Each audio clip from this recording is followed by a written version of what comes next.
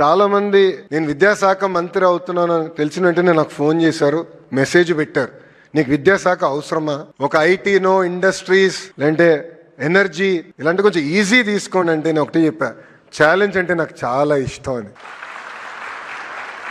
గడిచిన సంవత్సరంలో విద్యాశాఖలో అనేక సంస్కరణలు తీసుకొచ్చాం, మీ అందరితో చర్చించి తీసుకొచ్చాం, సంఘాలతో అనేక మార్లు కూర్చున్నాం, అన్ని సమస్యలు పరిష్కరించాం అని నేను అనట్లేదు, కానీ ఎప్పుడు లేని విధంగా మీ స్వరం వినిన తర్వాతనే సంస్కరణలు తీసుకొచ్చాం. మొదటి సంవత్సరం సంస్కరణలు పూర్తి అయిపోయినాయి, ఇంకా రాబోయే 4 సంవత్సరాలు సంస్కరణలు అనేది ఉండదు. ఏదైతే లీప్ మోడల్ అని మనం అనుకున్నామో అది పకడ్బందీగా మనందరం అమలు చేయాలని ఈ సభాముఖంగా కోరుతున్నాం. ప్రత్యేకంగా గౌరవ ముఖ్యమంత్రి గారికి కొన్ని విషయాలు తెలియజేయాలని అనుకునే ఈ వేదిక.